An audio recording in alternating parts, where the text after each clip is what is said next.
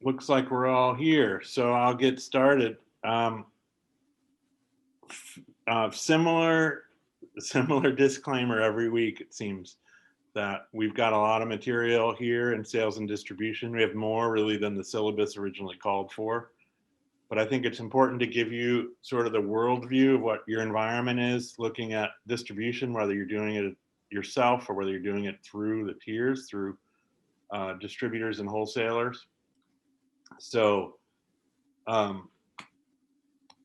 guess that's just my disclaimer. We'll have to buckle up and move through it. Covering a lot of information. If you need to pause or get more information on anything, let me know.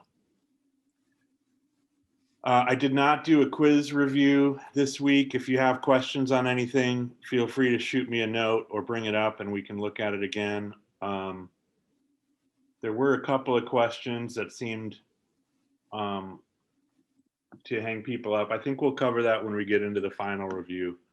I just didn't do that for this week. So if you got anything that you're confused by now that you got your scores back, let me know and we'll cover it. Other than that, I think we should jump right in. We're planning on the quiz number 4. So we'll break around the, let's see, what time would that be? We'll break around the 6:30, 7:30 mark, half hour left, so that you can start that. Any other comments or questions before we jump right in? All right.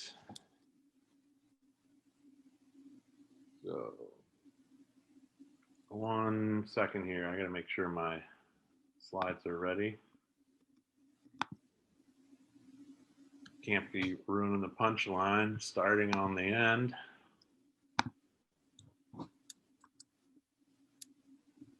All right, now we're ready.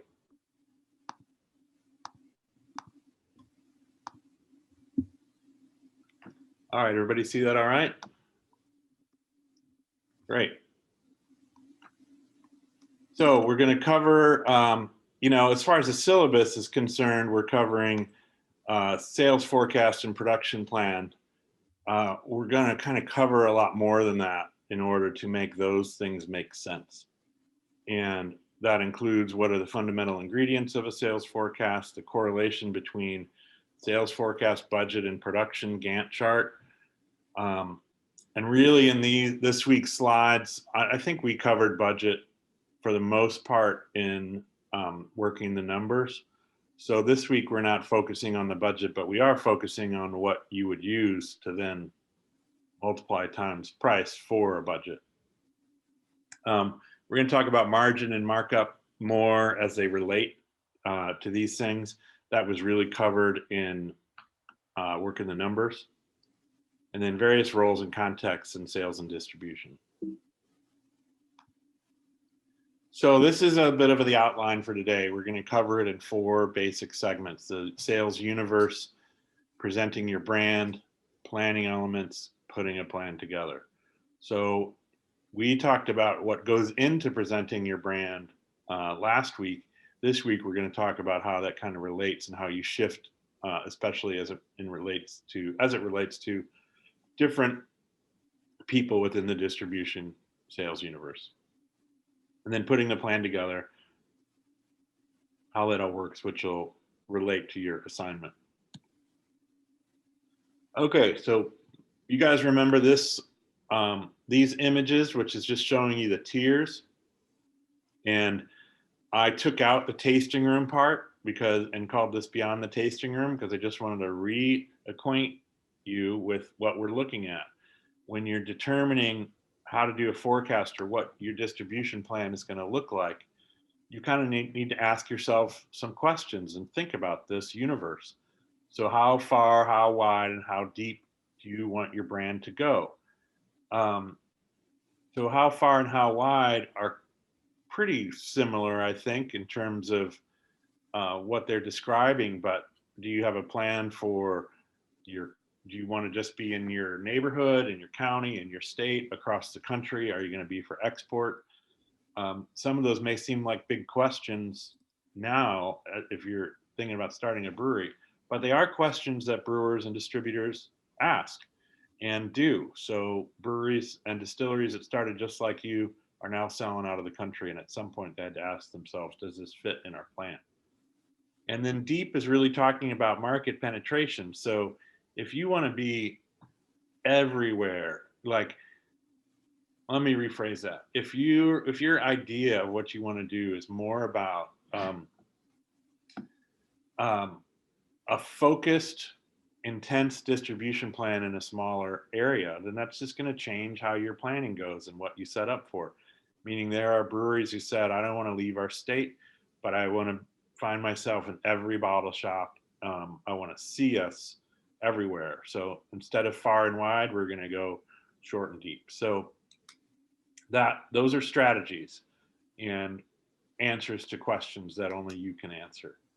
Um, you can also think about that in terms of timing. We're going to start in our county and we want to grow to statewide in year 3, year 5, et cetera.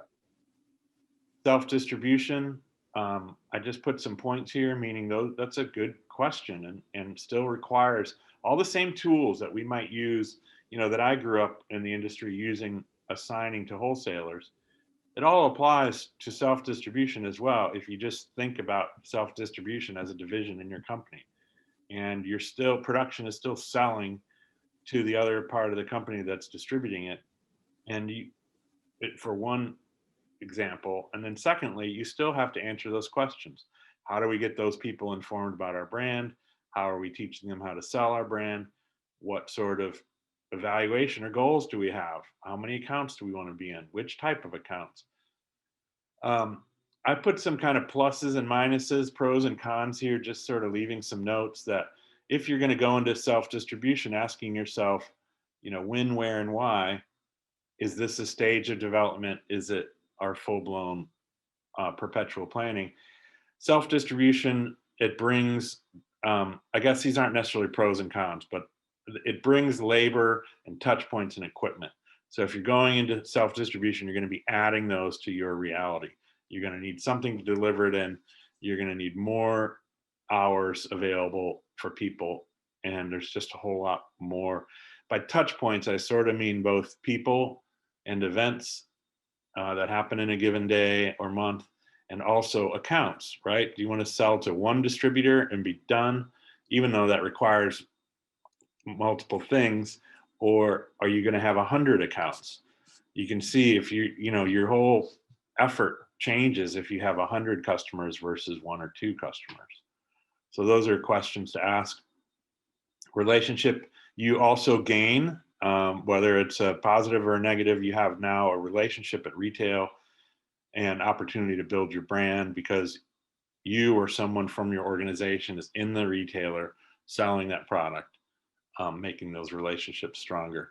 That also means the people that are out for your self-distribution effort have a lot of brand focus because your brand is everything that they sell versus somebody going into a retailer and your brand is one of the things that they sell. Some things that you're likely losing in a self-distribution model is speed of distribution points. So a wholesaler in a marketplace is delivering beer to many, if not all, of the liquor licenses in the territory, depending on the size of the wholesaler. They can put product out. And all these things really are interchangeable, whether it's beer or spirits that we're talking about, with the exception of state law and who's doing what, meaning there's some nuances on the spirit side, especially in Michigan, but there are still salespeople and you don't have the opportunity to self-distribute. But we'll just go through it knowing that the nuances per category are going to change. But speed of distribution means a distributor can get you out faster. It doesn't necessarily mean that they're going to do it with all the brand knowledge and brand focus and the right place at the right time, but they can certainly gain distribution faster. And that means if you're one person covering the state, it's going to be slower, although whether or not you like the slow and steady and solid brand knowledge approach or not is all a matter of preference. And then market knowledge. So, who's the buyer at the retailer? Wholesalers know. what's moving, what are the other, prices out there, what's reasonable, what's not reasonable, what should I expect from this county or that retailer or this time of year. When you're with a wholesaler, you're with a community of brands going through a similar effort. And so you sometimes have to filter the information in terms of whether or not it's uh, accurate to your point of view. But it's certainly, there's more information about the market available when you're in a network that includes wholesaler, many salespeople, many suppliers. So that information is going to be, you're going to be a little more isolated and a little more siloed as a self-distributed brand. So that's looking at the universe. So this next part came from really talking about how to consider the market, how to learn the market. This was drawn from an old presentation about assigning distributors, but I think it still holds in terms of if you're determining a plan to distribute, all of these skills apply. So surveying and assessing the marketplace. My first point here is an interesting one, but I just found myself using it, advising a brewer that I'm working with. And the idea is that the best way to assess and survey the marketplace is for a moment to suspend your interpretation and just focus on collecting the information. So if you're going to off-premise stores and looking at pricing and placements, how many facings per brand, how many cases are on the shelf, what's their price, and which type of package, eventually you can start seeing trends about how many of these brands are with one wholesaler, with another wholesaler, noting the comparable brands and who is stronger where. If you start determining on your first stop and you're putting, you create a template that you're going to take these notes in, a little spreadsheet grid or something. If you start determining what it means, this is the old scientific hypothesis theory, you're going to start proving your theory. You're going to start naturally looking for the things that will support your theory. So I really encourage you to just look at what is instead of what it means. You'll have a fuller survey at the end of it, and then you start talking about what it means once you've collected a bunch of data. So retail support of the segment and the wholesaler. So this could be, either between neighborhoods, between towns, or different types of retailers. But how many craft brands are in there? How many wholesalers in there? Are there self-distributed brands, right? Maybe you want to create a column or organize existing brands that you want to sort of identify. And you could identify, 4 or 5 brands from wholesaler A, 4 or 5 brands from wholesaler B on your sheet, and then retailers across the top, and you're just checking, are they in and what are they priced at? And then similarly, you could have another category of 3 or 4 brands that are self-distributed so that you can, at the end of the day, see a retailer that has 0 self-distributed brands or a retailer that has several. Or you could see that one wholesaler is particularly strong in a given area. And then this starts to get into interpretation, but it wouldn't have to be. If you maybe had a list of things you were looking for, a list of questions, and one of those questions is, have you ever heard of Trevor's Brewery? Have anybody asked for it? If you were asking questions to the retailer, which may or may not be part of a survey, then you'd be able to establish, look, out of 10 retailers that I surveyed, 7 of them said they heard of our brand and had some interest in it, or somebody asked them for it. So that would indicate that there's a demand for your product. And gauge the pricing environment. So that, I think, is part of a typical survey for me. And that is really hyper focused in the off premise. So shelf price is a big deal. I do think on premise it relates, but there's a little less variance, and we're a little less price conscious on premise when it comes to draft and bottles. It is important to note, especially when you're starting out, what are the various prices available at on premise for pints, on draft, for bottles. serving size? Are they serving high gravity, 10 ounce? And how many different price points are there? You can get that on a menu. These days, especially with the strange COVID shifts, there's so many menus online that you can do that type of survey without necessarily having to beat feet into every account. I would also add some things that aren't here, like merchandising. Do they use branded point of sale? Do they have signs up, etc. And that is going to, being able to collect that information is what I would do if I were evaluating a wholesaler or whether to go into a marketplace. And then the next step is talking to wholesalers and maybe interviewing retailers. So those are kind of specific to, hey, I want to know, I want to be either prepared for a pitch meeting with a wholesaler, which may not be a pitch, it's an interview. I may be deciding whether or not I'm going to go. So I'm not necessarily saying that we're going yet.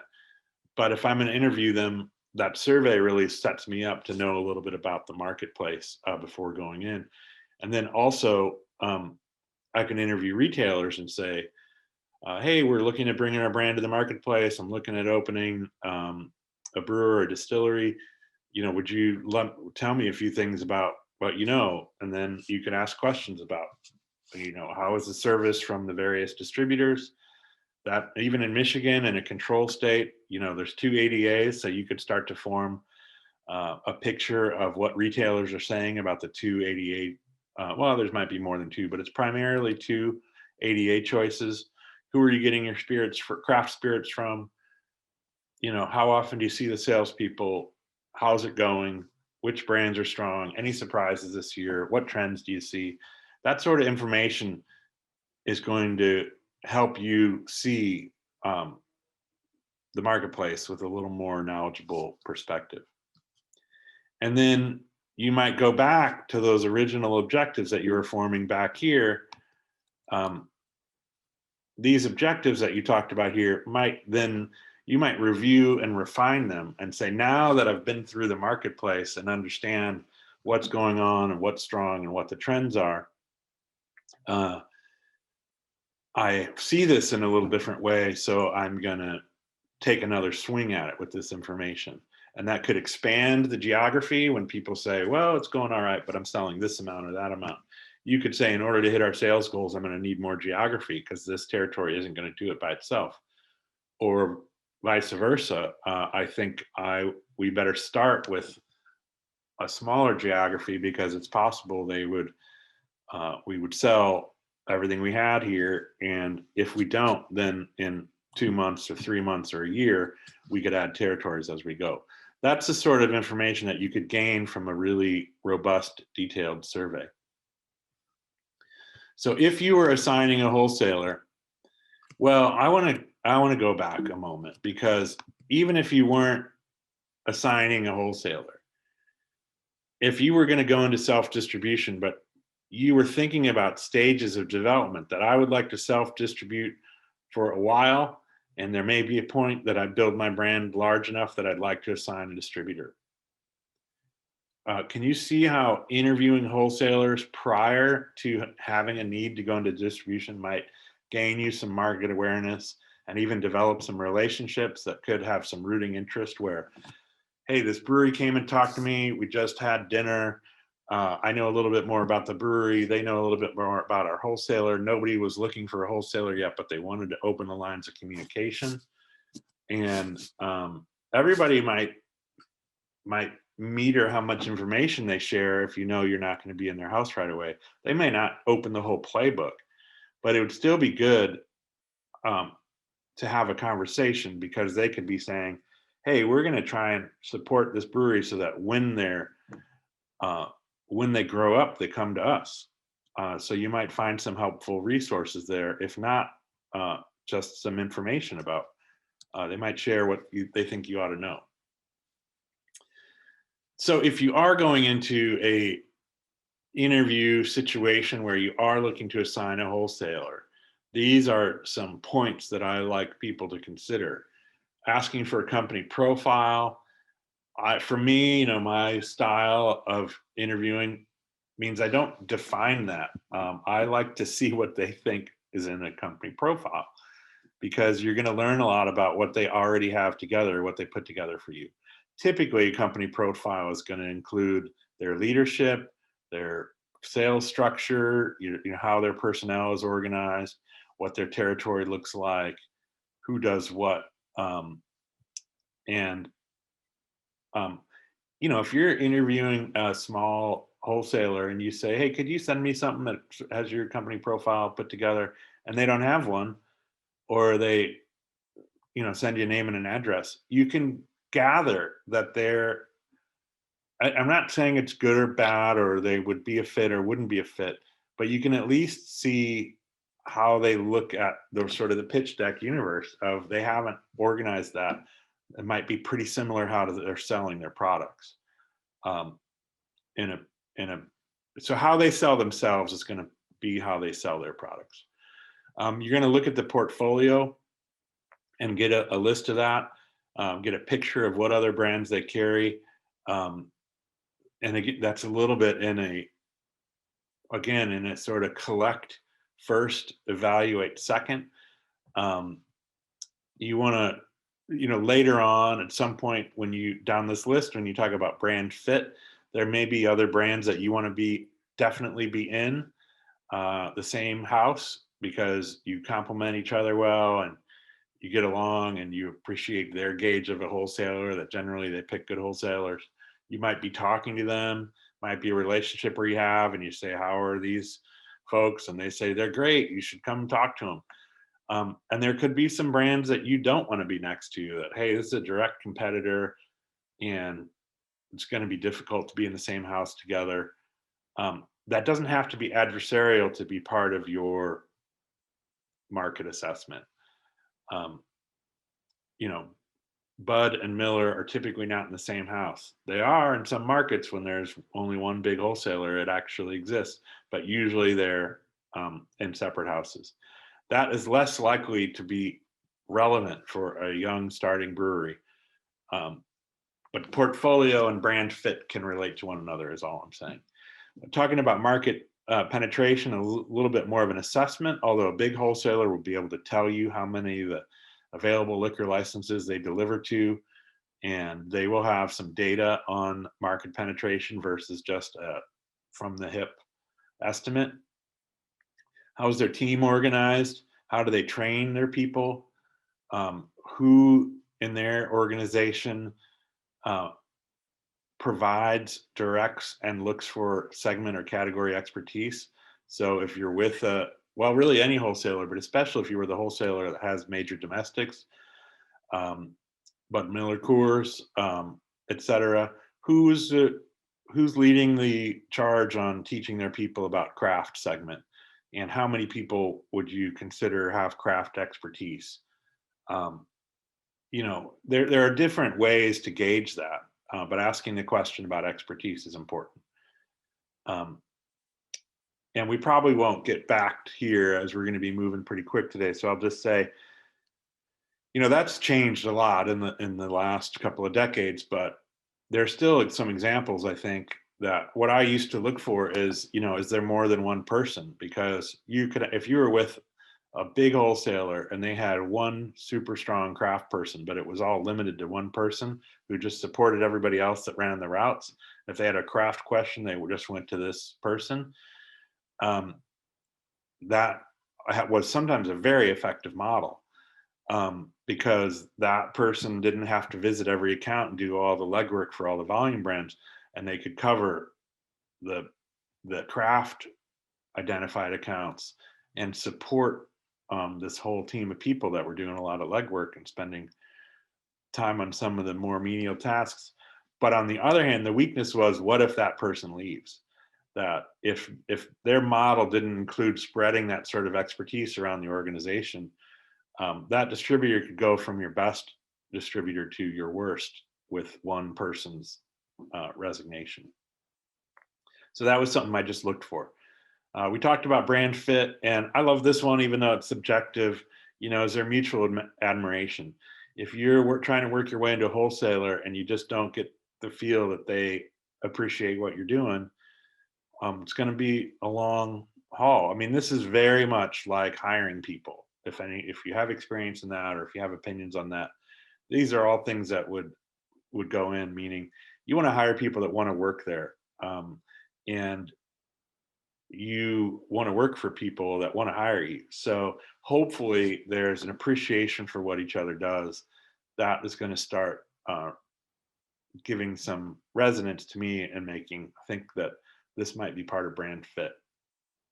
So that's the evaluating part. When it comes to working with wholesalers, um, again, this is sort of behind the scenes, but when we talked about pitch decks and we talked about branding, you talk about different audiences and how different parts of your messaging show up for different audiences, and how you might organize a pitch deck differently based on who you're presenting to.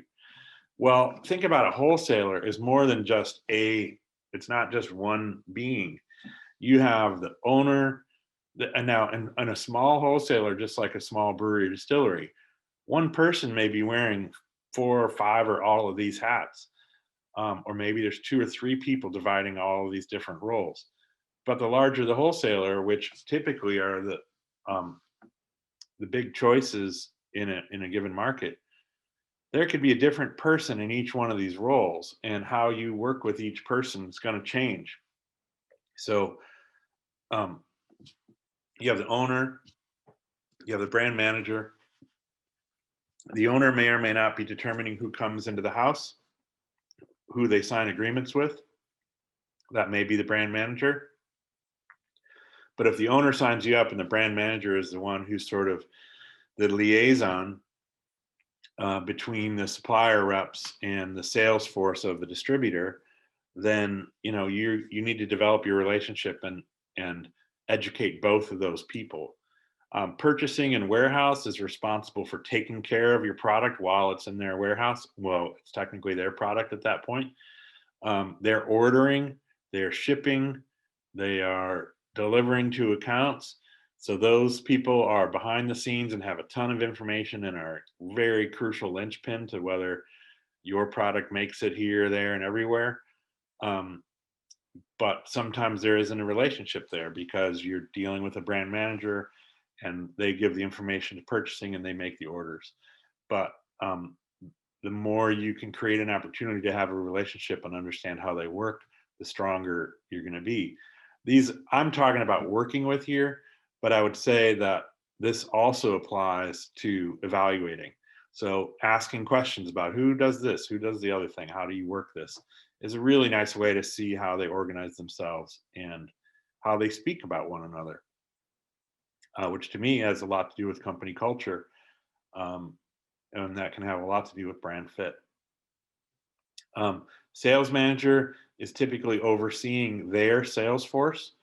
And so they can be organizing their routes. They're the ones providing, maybe incentives and training and review, um, assessment of growth, etc.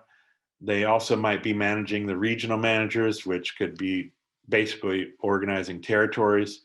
And sales reps are typically, whether they're account managers or sales reps, they are the ones going to the retail accounts and hopefully pitching products, presenting products, but also taking orders and delivering that into actual sales. So this is sort of the most layered view of that. And whether or not they have DMs or regional managers or not, all of this can be organized a bunch of different ways, but these are definitely distinct layers of roles. Merchandising is describing a role that is often about putting merchandise up. So that can be signage, shelf talkers, table tents, banners, delivering of signage, delivering sometimes of tap handles. It's also, I don't remember if we talked about this or not, but in Michigan, wholesalers are allowed to stock shelves for off-premise retailers, which it's strange. I always pause on it because there's also all these rules against aiding and abetting. So if you fix their draft system, you have provided something of value to a retail account, which is aiding and abetting, and you can be cited for it as a violation.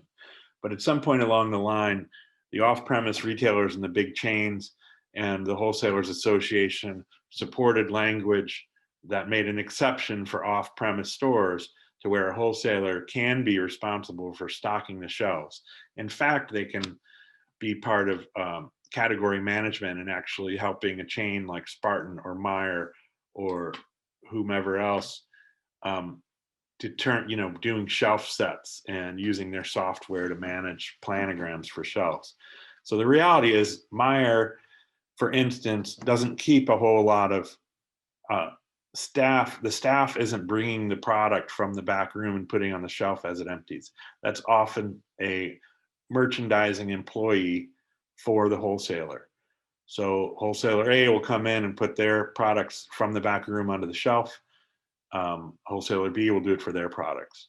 So if you're self-distributed, that's another sort of wake-up call, is that how are you going to manage what you don't have in personnel in a store that's expecting a wholesaler to stock their shelves, face their shelves, turn all the bottles, make it look nice, keep it, keep the shelf full. Anyways, that's a role, and understanding that it's there can help you decide either brand fit for a wholesaler or how you're going to approach distribution. And then finance admin reporting. So when you want a sales report of how they're doing, when you're managing invoices, either from them to you or from you to them, understanding who's managing that is important. A lot of times they will create sort of a funnel where all of your questions should go through your brand manager, and then they want to deal with all the other people. They may not want you calling each one of these people. And that can be from a matter of efficiency of like, listen, these people are out on the street selling, managing. I don't want them getting calls from 20 different suppliers, which can hang up their day. That's a realistic restriction or sort of method. On the other hand, it can also be a little bit of insulation of like, listen, we don't need suppliers getting under the hood and finding ways to be upset with us and call us out and have their next complaint for the next meeting. So we don't want them sort of in the works. And I've seen it both ways. So what I'm saying is that it is not necessarily a bad thing for them to limit access from supplier, which would be you, to all of their other working roles, and to create a protocol that limits touch points. That can be about efficiency. On the other hand, realize when we talked about franchise law that they can only lose their asset of distribution rights for cause. So if they were defensive about what was happening with an established brand, you might be able to find cause the more access you have to more of their operations. And so some wholesalers are protective of that because they don't want you to see it. Now, I'm not trying to break that all open into a whole new subject, but apparently that was the digression for the moment.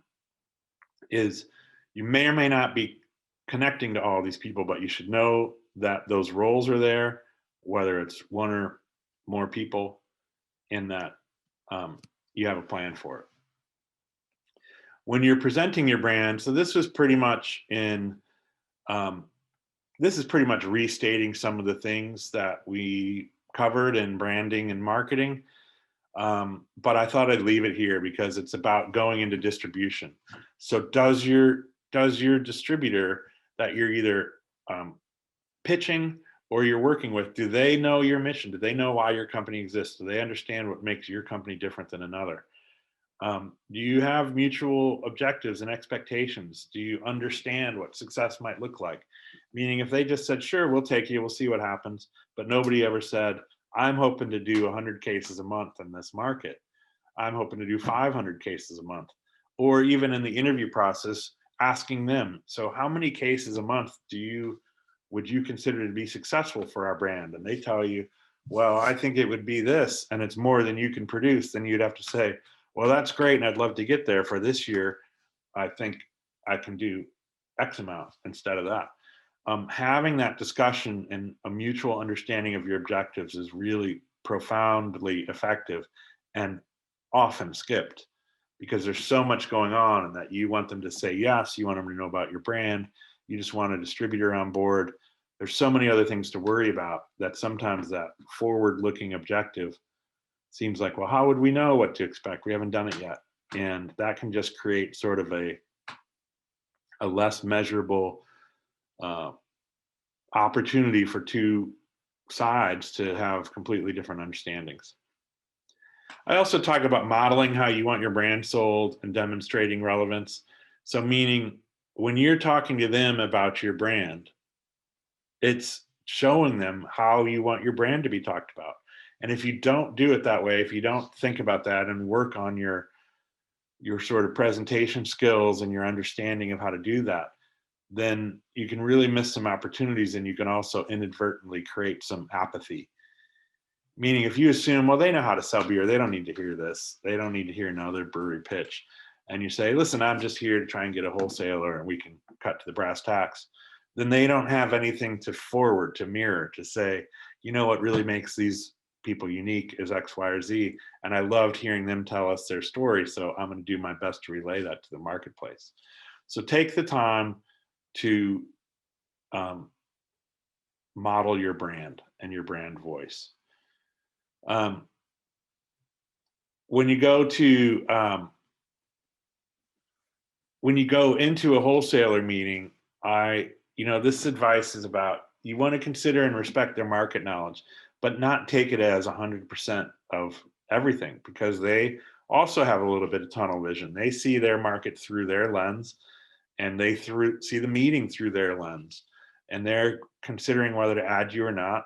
And if they're really seeking your brand, then they're going to sort of pitch you based on their best assets, their best strength, and they may not necessarily show or know about some of the gaps.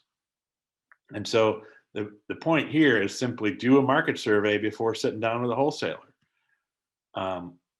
so that you have seen how they look in the marketplace, and you can ask better questions and compare their answers to your own eyes.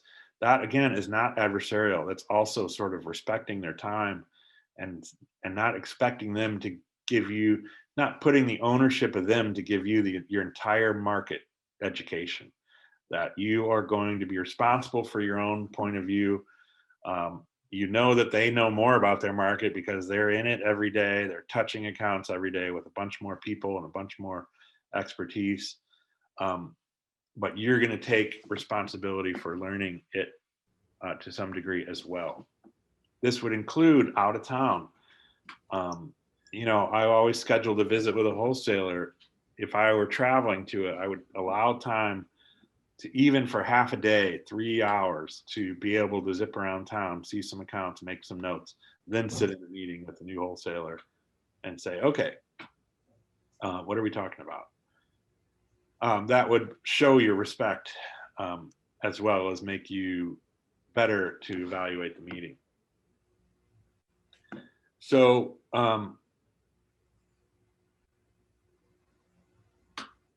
shaping your presentation for the audience is just going back to these roles. When you're talking to an owner, you might be talking about pricing, FOBs, margin,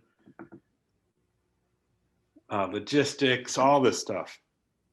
Sales manager doesn't need any of that, right? They are talking about, how do I teach my salespeople to sell your brand? How do we turn this idea into volume? How does your brand help me hit my number for total growth?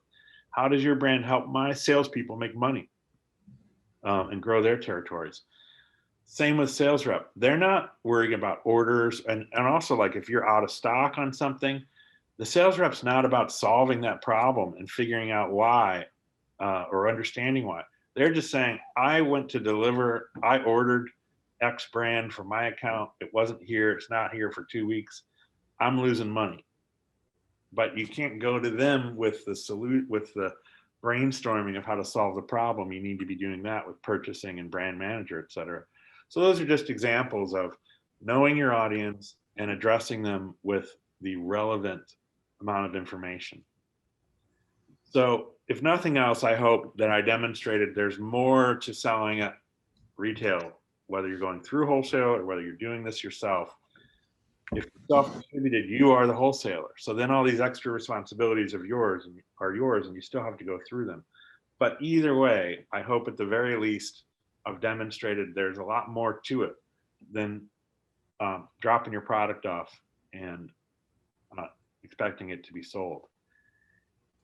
And this is still, that's not a knock to distributors saying, why wouldn't they just sell it? It's saying, my other sort of training phrase would always be, you have to find how you're important to them. And that may change based on whether, are they the salesperson, are they the sales manager, are they brand manager, or the owner? How are they important, or how are you important to them?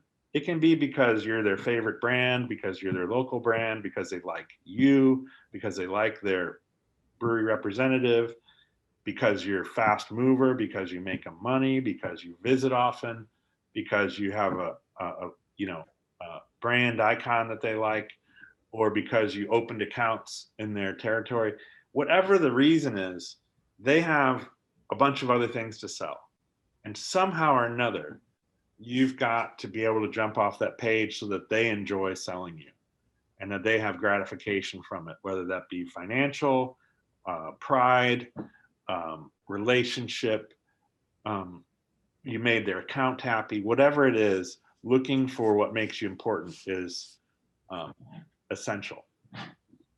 And I say that partly because, and I grew up in the business in a time where we weren't the highest volume. We did have margin that was usually better than most, but that came with other challenges of, we required a lot more attention, a lot more training, a lot more time. But we weren't the biggest and we weren't the most important, but we could conjure that up through relationship and through figuring out, how is this distributor different than another one? What's important to this one might be different than what's important to that one. And if I can sort of mine for that and bring it forward, then they start acting and selling on my behalf in a much more forward way. Okay, so we've got about 45 minutes and still a chunk of stuff to get through. So I wanted to at least describe right now these elements. Some of these we're not going through today. Some of them we are. So the first one, knowing your capacity, production forecast. We will get into this a bit, but Gantt charts and databases are both, there's a lot of production software out there. I don't know which is the most applicable for who, and that's sort of also starting to get outside of our framework, other than I wanted to illustrate, and we will go into this in a slide to some detail, what a production forecast is and how it's different from a sales forecast. And Gantt is the name of somebody who developed a way to sort of project manage in that way. We'll talk about that in a second. Sales forecast is talking about, what do I plan to sell? It's not related to the brewing schedule. It's not related to the size of the fermenters or what a batch will yield. It's related to what I have imagined and created through assessment and analysis of saying, I expect to sell this amount of these brands and these packages through my collection of customers, which could be tasting room, wholesaler A, wholesaler B, self-distribution, etc. All told, this rolls up into what I hope to sell. And that then creates what I call a production request. So, dear production, I'd like this amount of beer by May 1st, or spirits, or what have you.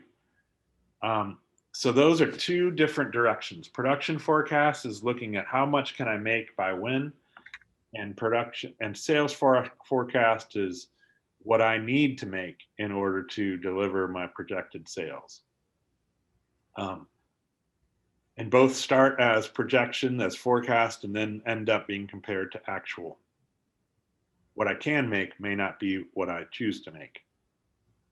Order procedure, a question, we're not going over this today, but I want to put it out there in your universe that you have to decide, are you conforming to how a wholesaler likes to order their product, or do you have elements of your order procedure that you need to be met? This can include lead times, frequency, minimums, splits. Minimum would be like, hey, listen, we stack in pallets of 72 cases and we don't like to split them, or we will split them, but it should be by layer. You know, that's 6 layers of 12 cases. So if you don't want to sell on a truck, you know, odd numbers can create really strange pallet sizes, and empty space on a truck costs somebody money. So you could say, you know, we will allow mixed pallets, but all told, the order needs to be full pallets. Like you're going to have 3 pallets, but one of them could be 6 cases of that, 18 of that, etc. When do you want to receive your order? How far in advance do you need? How often are you hoping a wholesaler is going to order? All that is relative to market and the conversation, but it's something that you need to talk through. This also relates to retailers if you're self-distributed. So, hey, we're going to be in this territory once. I could deliver to you once a week. I could deliver to you every other week. If you order by Monday, I can have it to you by Wednesday. All those things are subjective, and you can organize it however you want. But if you don't have any procedure and people are going to order whenever, then you could be really, it could really create some massive inefficiencies of somebody orders for a town that you were just there yesterday, and they order as you get home, and now you got to go back there tomorrow because you didn't tell them I'm in this town on Tuesdays. Pretty soon your success could be spinning you around and creating a lot of wasted time and effort. So thinking about that ahead of time, and the bigger the account, whether that be wholesale or retail, the more you might be asking them, tell me how you like to order product, and I'll see if we can work that into our framework. So if you're talking to a chain store, if you're talking to a big wholesaler, how do you like to order product? We want to come once a month. Okay, so that means you've got to figure out, how do you have a month's worth of inventory ready for them to pick up? You can see how that, may affect even your production calendar of, well, they're going to come once a month. It means you likely can't create a month worth of inventory for a large wholesaler in 1 week of production. So you're going to have to kind of be collecting product for them for a couple of weeks. Make sure you have enough inventory so that when they come, they're getting what they need to not have to come back in a month. All that sort of stuff. We're not getting into that any more than what I just covered there.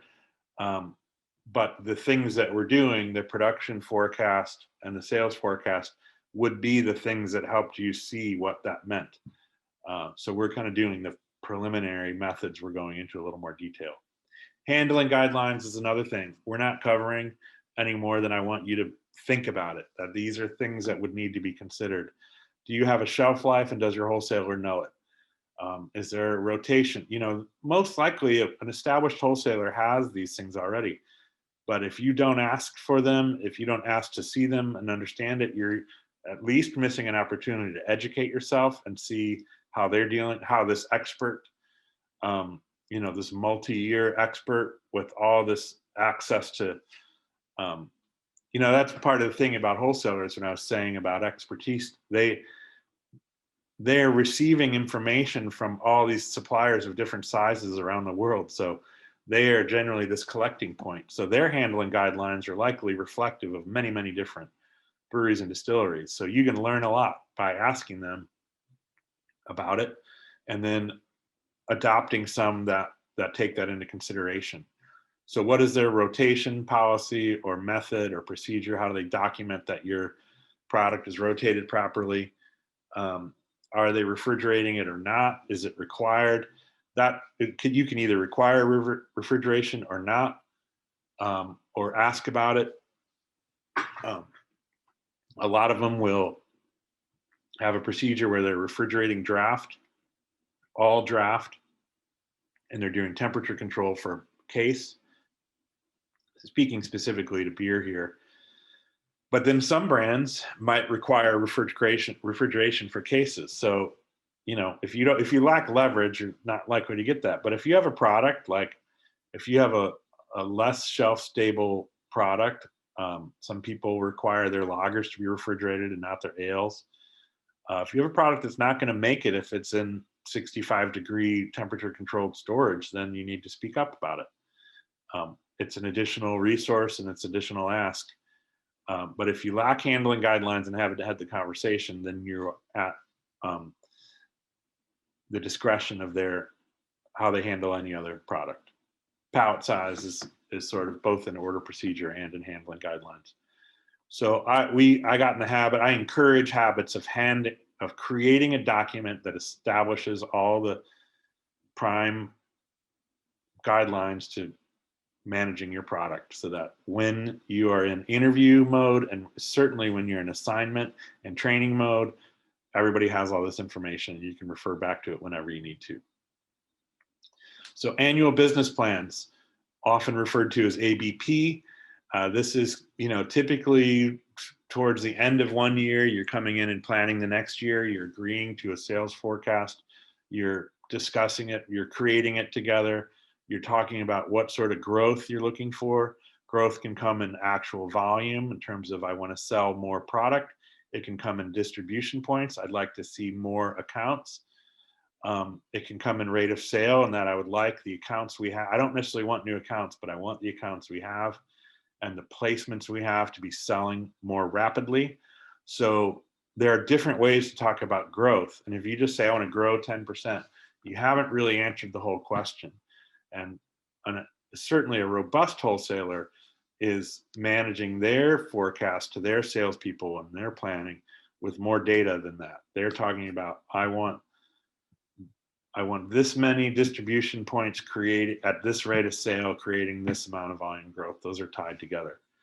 So you may or may not have the sophistication to be able to manage all of that, but acknowledging that it exists might create better questions and get your plan may be more rudimentary to at least fit with their plan. So this isn't an obligation of saying, I have to know every data point my distributor manages. It's more respecting that they have more data points and you should get yours to fit up with theirs. So we are working on, next we're going to work on a production forecast and sales forecast. And those would be major ingredients in an annual business plan. So we're not going to create an annual business plan, but your assignment is going to be like sort of a tiny snapshot of what would be in an annual business plan. So it's definitely that method or technique. All right, so next I'm going to go into production forecast and sales forecast and then kick off the assignment. I feel like I want to take a breath and see if anybody has any questions or comments at this point before we jump into that, which gets to be a little more brass tacks. Fred, I got a question. Can you hear me? Yep. Okay. The folks in wholesale, do they get to drink a lot of beer? Because, I mean, they must have like some sort of taste specialist. They would have to know where the sales are going and what your flavor is going to do. I mean, if I make a cilantro beer and I think it's the greatest thing in the world, and they're going to tell me, yeah, no. So, I mean, do they drink a lot of beer? I mean, do they taste a lot of beer? I would say the answer is yes and no, meaning they aren't. Somebody in the building is sampling products at some point, but in a mature relationship, they may not be tasting. They're not going to break a case to sample each product that comes in. If you had a specialty cilantro beer and you sold them, one pallet of cases or half a pallet, and it was all available to be sold, to taste that, they're breaking a case that they would have sold. And so I want to say no in regards to, that's why your brand messaging and your training and your presentation and being on point with teaching them and modeling how to sell your product. Someone could sell cilantro beer very well, even if they've never had it, if they understand what it's about, what the brewer is going for, who they should sell it to, what it tastes like. You can do a lot in conversation. And you can also bring in samples and say, we're introducing this beer. Right. So it's going to be coming to your dock. It's going to be delivering next week. So, hey, I got in with my brand manager. We had a meeting with the managers, or we got in a weekly sales meeting, and I brought a 6-pack and we sampled it out. Then it showed up next week. So you could pour 12 people a sample of that beer with 2 beers, and they could have an idea. Oh, now I know exactly who to sell this to. They go to the marketplace and say, I tasted this in Friday's meeting. You got to try it. How many cases do you want? So there's lots of different methods to deal with that. But you don't want to assume either that they need to taste it to sell it effectively, or that they're going to taste it if you don't bring it to them. Some are Okay. better. I'm assuming then that if it was going like gangbusters in my tasting room, they might be interested in it. Saying, yeah, I got this beer. It's doing great here. Is that enough to sell it? Depends, but it's certainly background, and can be part of a brand sheet that you're bringing in if you're kicking off a new brand. If you already have an existing relationship and you want to add a new brand to the portfolio because it's going gangbusters, then I'd be creating a pitch deck with that brand and say, this is a top seller in our tasting room, and it does well for these reasons, and pairs with these foods, and this is the next in our series or whatever. And then you taste it out, the lead people and the wholesaler, because you already had it on your tasting room. So you could be doing that in advance of having it in package. You could bring a growler to a sales meeting, et cetera, et cetera. So that's where conversation is going to show you your opportunities, is how can I educate the people that need to know about this in the best way, versus I told them it was available. I don't know why they didn't order it. Our distributor does nothing for us. Like sometimes, and trust me, in all my years, I've complained about wholesalers, and I've heard a lot of complaints about wholesalers. And I've also celebrated their efforts and have depended on them. And so both are true, right? So usually a failure is a collective failure, meaning the distributor didn't notice, didn't work, didn't do anything on behalf of the brewer, and the brewer didn't necessarily find a way to change that. And so when it's working right, it's a collective and it's a collaboration, and we're giving them enough information to get them excited. We're managing it through their different roles respectfully and efficiently. They get excited, they have the information, they have logistics, they sell a lot of product. They love us as a brewer, we love them as a wholesaler, and you march on together. Okay. I got one more question about why you'd want to distribute your beer. And I think the answer is, as long as you've got brewery equipment and fermenters and bright tanks that are empty, you could be producing, offsetting your mortgage or your rent, because it seems like it's your labor and your mortgage and your rent that's your main costs. And if you've got equipment just sitting there, you want to sell it. I mean, you want to make it and you want to put it on pallets and you want to get it out. It's a combination of, you're selling in order to, as we saw in pricing, in order to sell at retail outside of, well, even with self-distribution, you're going to make less money because you have the cost of freight, logistics, delivery, sales, all of it's in there, right? So you got to pay somebody to sell it, you got to deliver it, and there's got to be margin in there to account for that. Okay. So, how are you going to bring enough stomachs to your tasting room? I mean, a seven barrel plant. I mean, 7 barrels is a lot.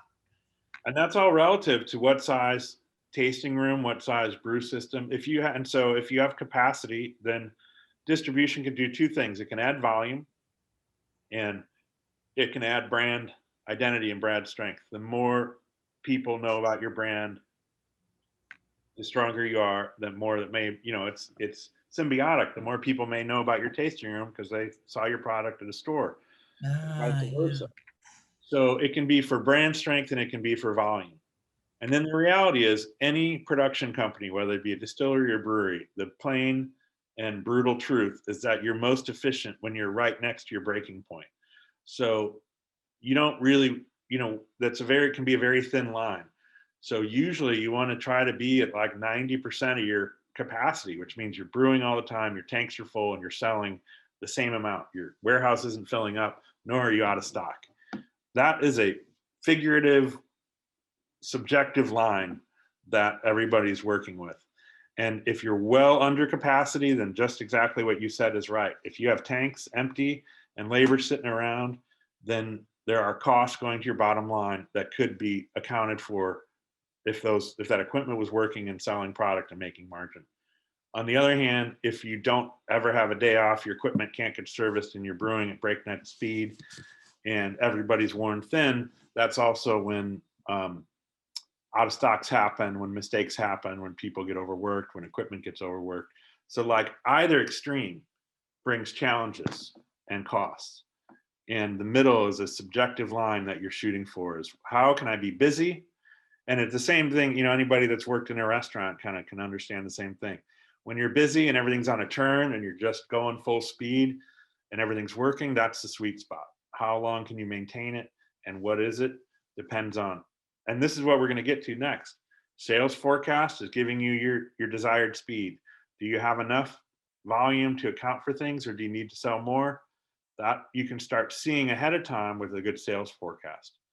It's difficult to decide whether a sales forecast is accurate if you don't know what your production capacity is. Meaning, hey, I'm the VP of sales for this new company, and I think that I can sell 2,000 barrels a year of this brewery's products. Is that good or bad?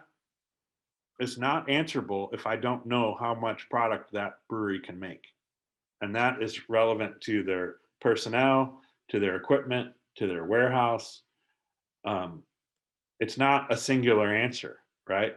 So even a brew house, you can't determine how many barrels a brew house can make unless you know how many fermenters they have.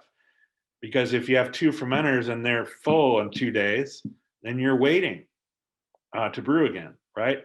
So all of that is what we're getting into here, is saying, if you can understand that, listen, if I were full speed ahead every day with my current tanks, my current bright tanks, my current packaging, my current labor force, I could make X number of barrels a month, creating X number of barrels a year. And doing that on the outbound side of saying, this is my total capacity and this is my sweet spot capacity. So like, yeah, if we went all the way pedal to the metal, I could do 2,500 barrels a year. But you know what I'd rather do is about 2,300. That's understanding your capabilities. And then sales can say, I think, the reality is I think we could do 1,800. So, okay, well, then we're going to try and grow that, or be comfortable with it, or add a market, or whatever. Try and, like that toggle, that back and forth in between those two worlds, even if it's one person doing it, switching hats to say, where's our pull and where's our push, would mean you don't make 2,300 barrels if the sales plan is for 1,800. You'd rather not have the product die in package. You'd just say, well, we left some gaps so that we brewed the right amount for sales. Does that make that all sort of tie together? It is a data-rich, practical approach that is still subjective, because there are different decisions that can be made depending on the expertise on the team. And one production manager can eke more out of one system than another one. There's a human element of ingenuity and efficiency and risk tolerance, even budget in terms of we can add 10% production. We just got to buy this piece of equipment. Okay, do you have the capital to buy that piece of equipment? Because if not, that is waiting for the next stage for you to be able to add that capacity, because you could do it, but you don't have the equipment now.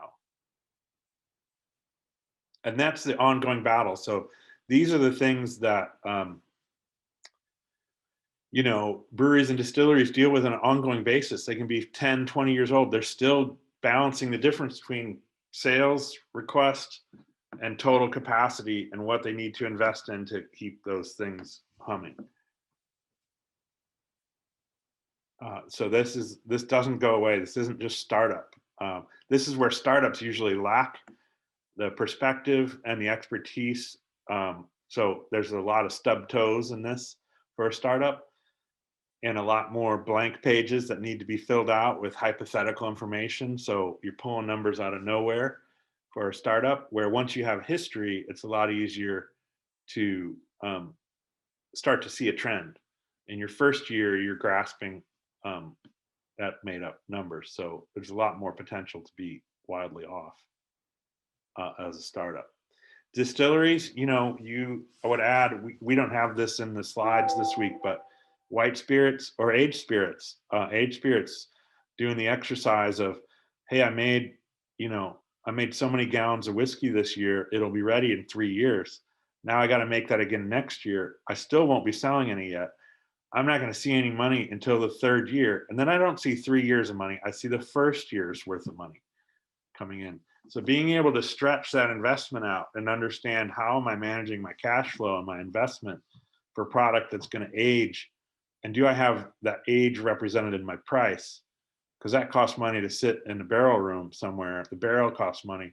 The costing exercise is in the numbers of distilleries, but so is the projection of, I'm going to have so many cases of product available in 2024. One, you could sell it in advance, or at least, you know, have sort of dibs on it in advance, which is good. But you got to know how much it is. What are you going to yield out of that barrel? It's not 100% of what you put in it. And so this sort of skill applies to distilling significantly. There are a few wrinkles in terms of math. And then for craft distilleries, are different traditional ones, because they don't, they're not in the chicken and the egg game yet, where, well, we're selling spirits we've had for years. So I'm just deciding how much to pull out of the cellar when you're starting from scratch. And in the serious growth model, it's a very difficult path. And typically there's going to be white spirit sold alongside, you know, you don't see just a whiskey distiller in the craft segment, because they wouldn't make any money to pay to make the whiskey. So they're selling vodka or gin or something else as their cash flow, and they're taking a percentage of their production and putting it into barrels. And then 10 years later, they're able to start really leapfrogging and stepping up production when they're selling both. And one could be exclusively whiskey, but they would need a significant capital investment that could wait 6 years before they're even through that startup arc. That's if they're selling in 3 years instead of 5 or 6. So Fred, what about this? You know, people are ordering so many groceries online, and you know, they don't even go to stores. You know, with this whole COVID thing, you know, there's been, I think, a significant shift in the way people buy things. And so if, you know, it's difficult enough to get your product on a shelf where people can see it, but they're not even going into stores anymore. And you know, so this is something, you know, that I wouldn't have a clue on how to get my brand onto their computer. I don't even, when I've ordered things online, it's so difficult, because you see one thing and then you gotta, you know, flip the page and go to one other thing. And you know, you don't see the whole, you know, the whole display or anything, and there's no end caps or anything like that on the computer. So you know, that's going to make it different, I would imagine. Yeah, and I think that you know, comes into marketing, and that's going to be outside of this week's talk, really. But You also, that would relate to, we will talk a little bit about push and pull, meaning do you have a certain amount of product you're trying to sell and you got to try to make things happen? Or are you able to create a pull from the consumer who's going to that online ordering, even if it's curbside pickup? I'm ordering family fare fast lane or something. Can I create enough demand that customers are saying, hey, family fare, you got to carry Frank's beer. I want to pick it up. I'm shopping here. Get this in here.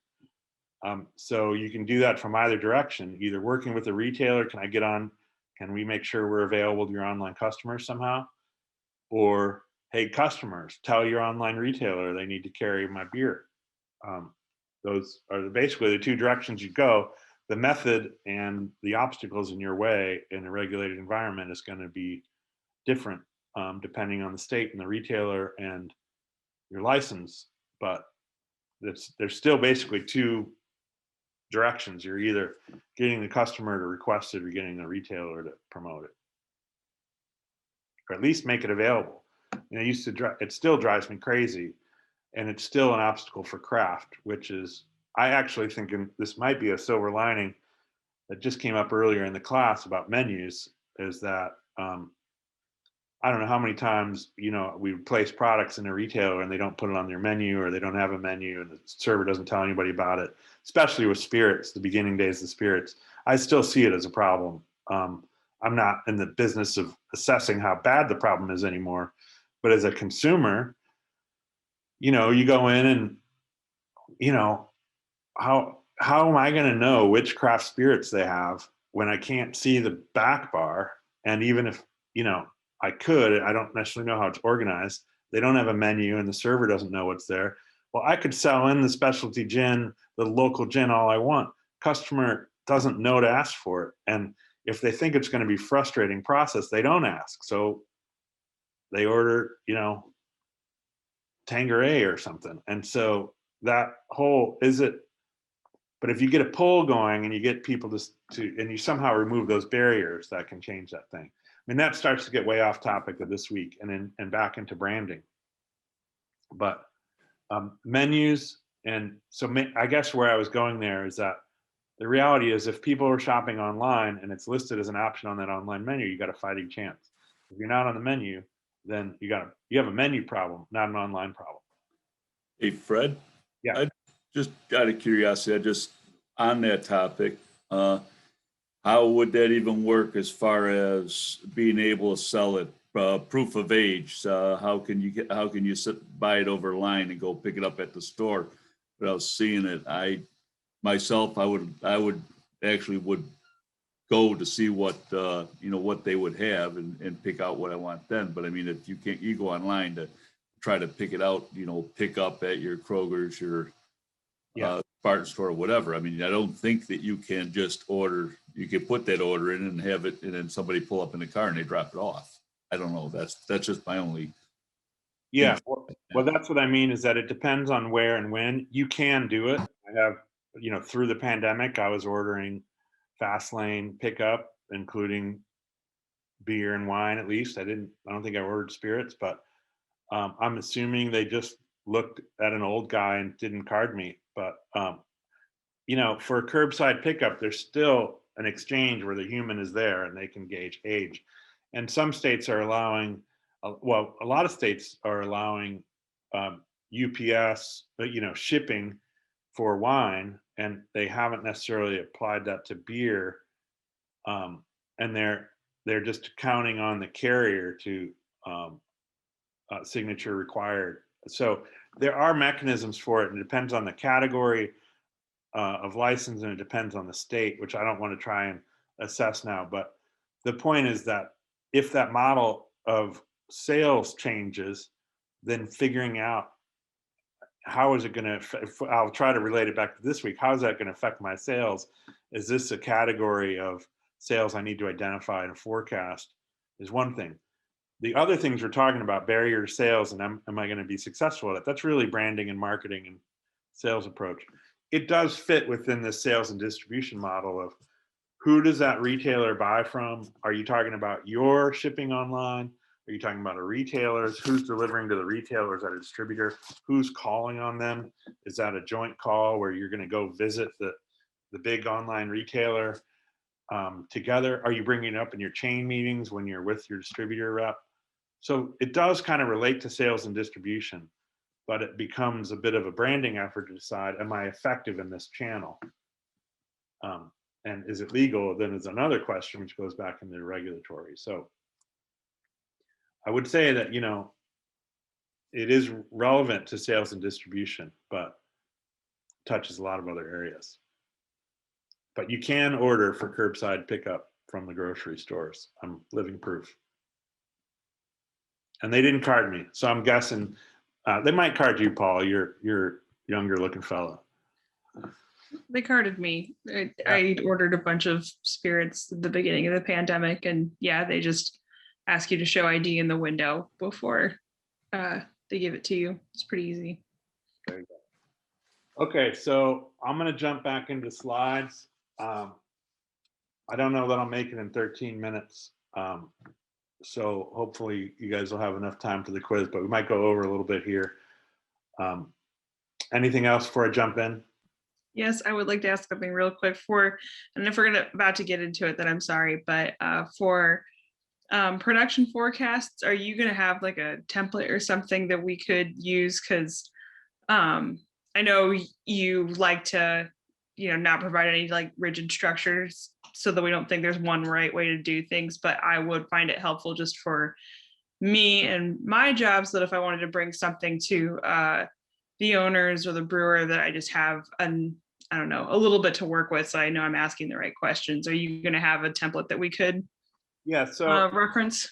Here's what I'm thinking, and I'm currently chewing on it because I'm trying to figure out what's the best thing to do in terms of exercising the stretch for you as students, so that you're working with this instead of just putting numbers in a thing that I provided. I want you to have some experience in building it. On the other hand, I see the value of that. And so we're going to cover these slides, which has screenshots of a spreadsheet. And the assignment is to create one. And what I think I'm going to stick to is that I'm going to have you build the assignment without templates. And then after the next week, I'm going to provide the blank templates that I used so that you can see the structure of the screenshot that I'm showing you. But I just don't think it's much of an assignment if I give you a template and you put a few numbers in that I showed you on the slide. Sure. Thank you. Yeah, that's great. I want to leverage your expertise as much as I can. So if that happens after an assignment, that's great. Thank you. No problem sending you that and working with you in more detail. And part of the reality here too is that, I'm challenged because I'm sort of packing more in to this class than the syllabus allows or the schedule allows.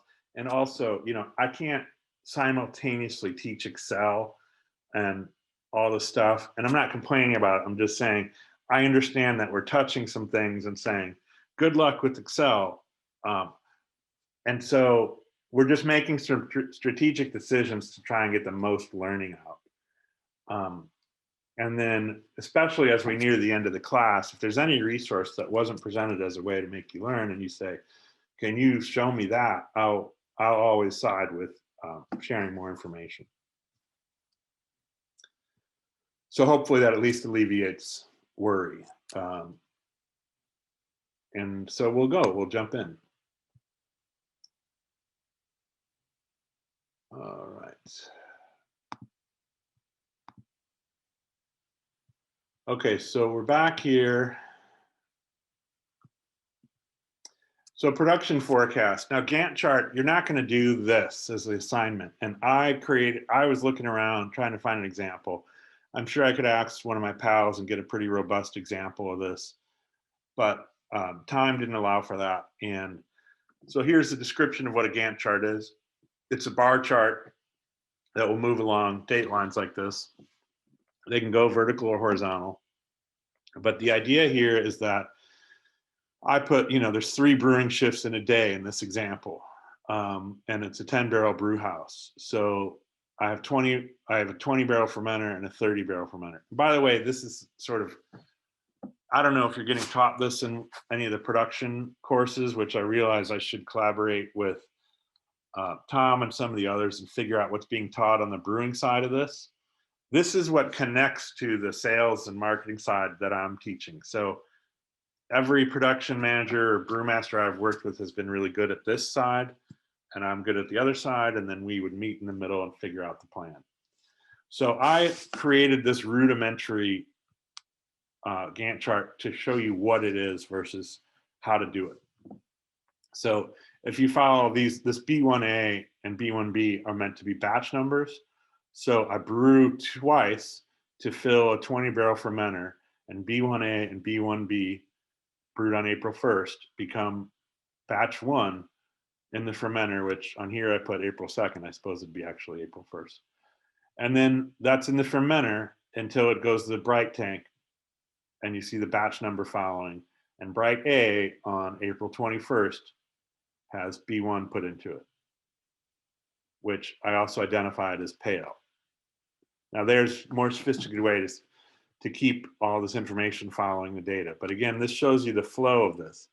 So on April 21st, batch 1 goes into bright, and then we package, and I'm putting 8 barrels into cans. That creates 110 cases.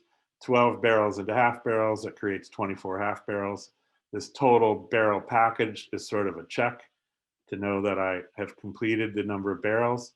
If I had a calculatable loss and said 20 barrels of brew equals 18 barrels at package, then I would reflect that here. And then you can see that below, I'm showing that I have 110. I'm just pulling this information down. I have 110 cases, 12 halves, and 0.6 as of the 20th. So if sales department was out of pale on April 14th and they said, when are you going to have pale in stock for me? I could look and say, looks like I'll have 110 cases and 24 kegs on the 21st. So why don't you send your truck on the 22nd?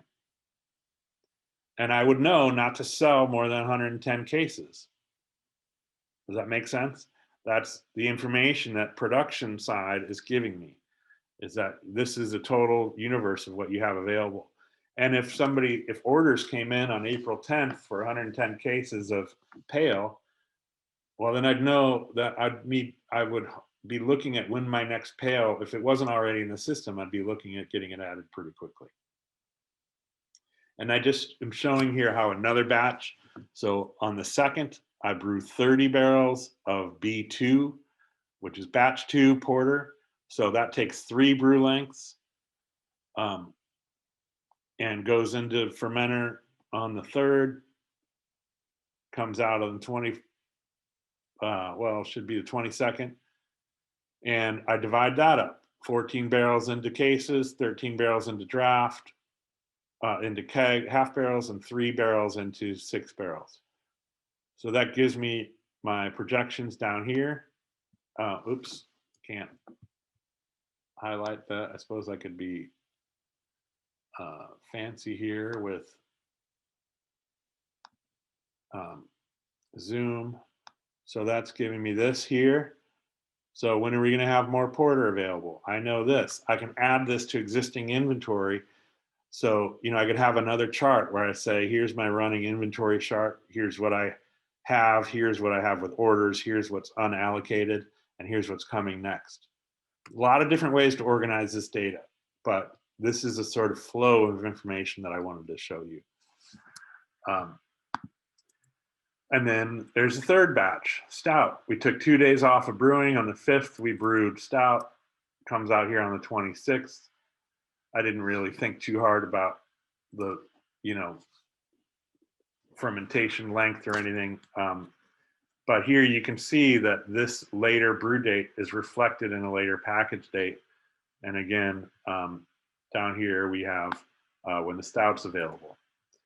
So the main idea here is that it can show the projected results of a brewing schedule and or the capacity of brewer system and staff. So if you know how many days a week you can brew, that affects what you can put in here. If you if I had 4 more fermenters, I mean, you can see that right now, oh, I didn't write fermenter 3 there, but I added it. And you can see that my fermenters are full until here. So I can't brew again until here, unless I add fermenters. Okay, so I consider this a production side skill set that isn't really on my docket to teach. But if you're on the sales and operations and marketing side, if you're on the sales side specifically, if you understand how this is working and you understand how to talk to production, or if you're doing both, and you can realize that I got to have this hemisphere of information in order to manage, in order to connect to the other, then you're going to be cooking with gas. And part of my appreciation in my role was always I needed to understand the production universe and their perspective and their limitations in order to collaborate well. And also knowing that these things could change, that if equipment went down or something happened, that this wasn't a guarantee that this was ready to ship on this date. This was a projected yield. But I just put here in this box that it's an essential element in predicting inventory and understanding what can be sold in advance. And if you don't have this sort of knowledge in the building and somebody is saying, hey man, I don't know what's going to be available next week or next month, you're just going to have to call me then and see what's in inventory. That can be really frustrating for an organized, forward-thinking wholesaler to say, you know, I don't know, good luck. Show up, we'll get you what we can. And I've seen it. And it's not a good look, in my opinion. So sales forecast, this is what we're going to get into in more detail here. So sales forecast is projecting what would be sold in the future, including in what package and what month. These forecasts are helpful in creating a production request based on anticipated need. So note that production request is different than production forecast. This is saying, dear brewery, if you look at, how do I get my Zoom stuff back here?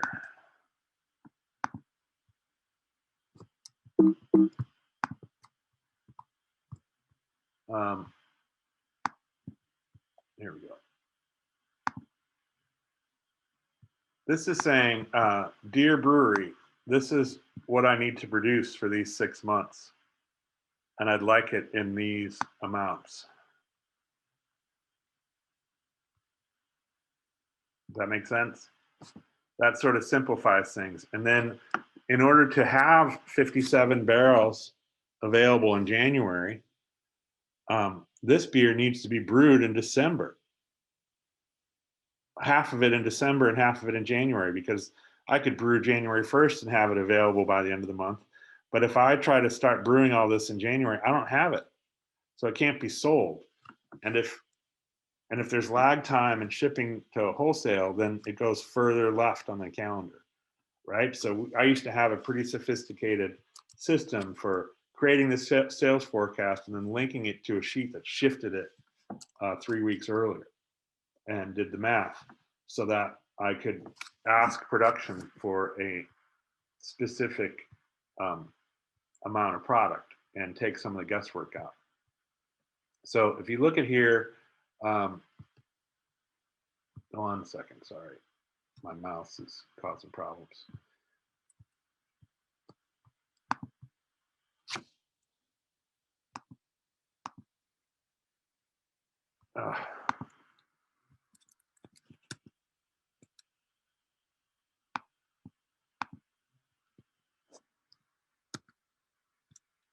Okay.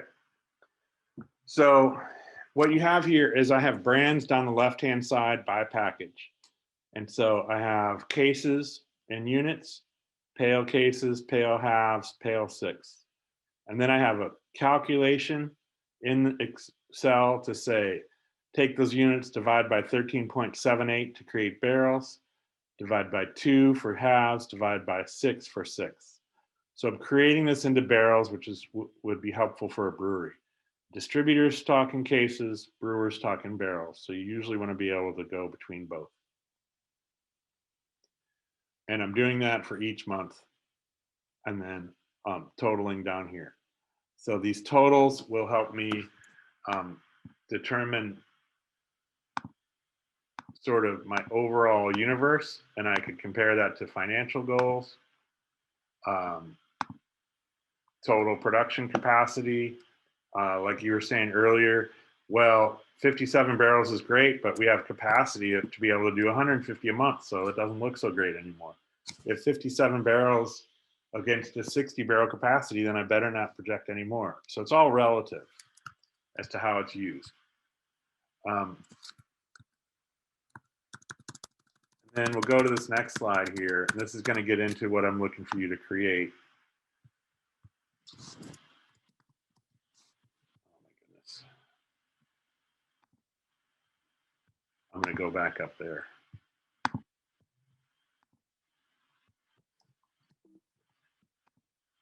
Okay. So this is sales forecast with history, or in ABP format, annual business plan format.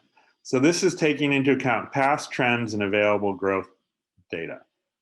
So you can solve for next year by looking at this year and comparing it to last year. And then you can choose which data you enter and which you calculate. So that's a mouthful, but let me talk about what I mean there. And annotating may be helpful here, so I'm going to keep trying to do that. So I have pale cases, for instance. So last year we sold, so let's consider that to be, we're in January. So this year is 2021, last year is 2020. We sold 150 cases last year. That was the first year we sold it, so there's no growth. If I knew the growth, I'd put it there. This year we sold 160, and that's 7% growth. So I put the formula in here. And here is a formula saying this year minus last year divided by last year times 1 if I have percentage clicked in Excel, or times 100 if you're just looking for the percentage. Now, when I'm looking to create a forecast for next year, so if we're in annual business planning mode, it's the end of this year, it's October 2021, we're trying to talk about what's the number for 2022. Well, I chose to put this number in and have this number calculated. But you can go either way. You can say, I want it to be 200 cases. What is that in growth? And then I would calculate the growth percentage. Here, I'm saying, take this 160, add 8% of 160 to it, and you get 173. And then I'm copying this formula and I'm pasting it down into all these numbers. So then what I do is in each one of these columns, I can look at this and with human analysis say, okay, you grew 30% in pale halves. Let's go for 30% again. That looks like pretty good growth. And what I know about the marketplace, I think we can repeat a similar number. You grew 6 barrels, 17%. I think 15% is a good target. You were down in porter cases, 25%. I think if we were able to just be flat and even and not necessarily grow that, but not reduce anymore, that would be good. So this is a human element here of just determining what I want these numbers to be. You grew 13% in halves, let's go for 10, et cetera, all the way down the line. So that creates this number. Now I can have a spreadsheet that does this for each month. And I could do one of these for each distributor and have those as tabs, and have another tab that says all distributors, and basically be able to pull them in. And there's software that would do this for me. So there's a number of ways to approach this. And what I'm hoping to teach is not make you Excel masters if you're not already, but to at least demonstrate how to use data and trends to create a forecast that would then be giving these numbers as a production request, or rounded up or down, so that production could create a production calendar and a production forecast that was relevant to this. Does that make sense?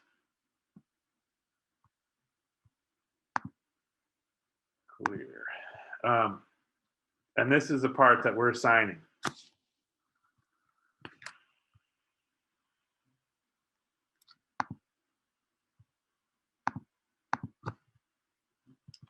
So we'll come back to this in a second. I think what I'll do is I just want to wrap the subject. And then if we need to come back to this during the assignment, we will. But that's what it looks like.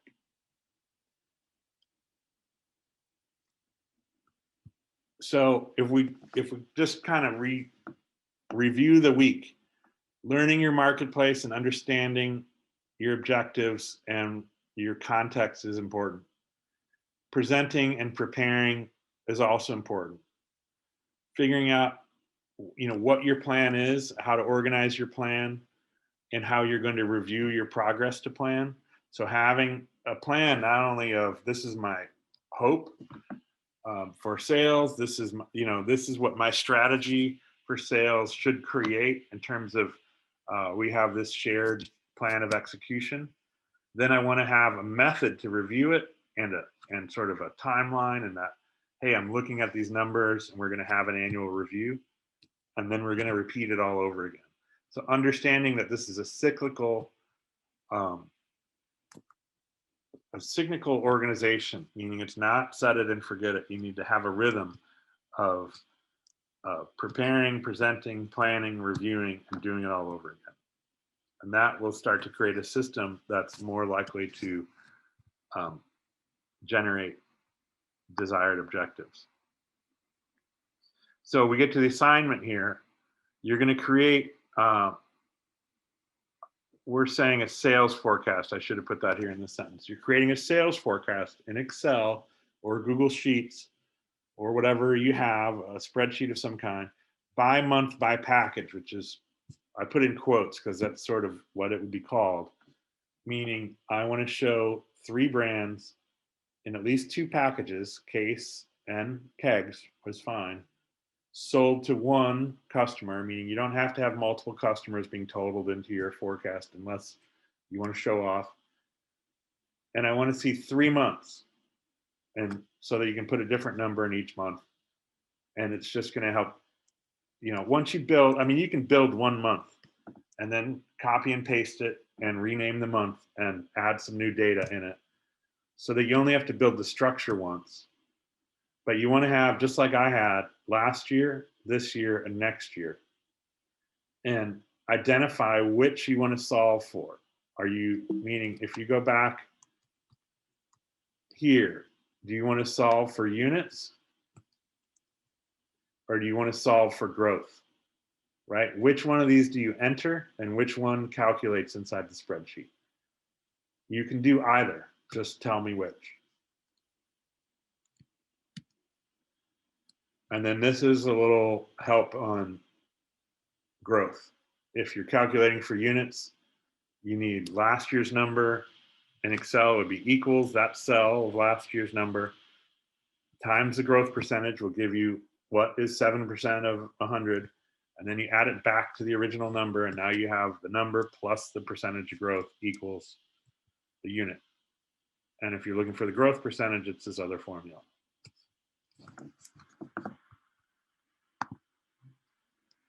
So that's the assignment.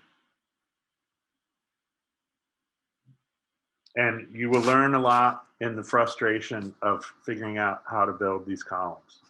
That's why I'm not giving you a template. But we're working on the exercise of building the awareness understanding. And you don't have a wholesaler waiting for you next week. You're just submitting it to me. Questions or comments? We're only 10 minutes past my target. It wasn't too bad.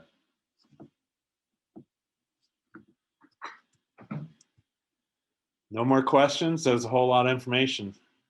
You guys ready to sign wholesalers up?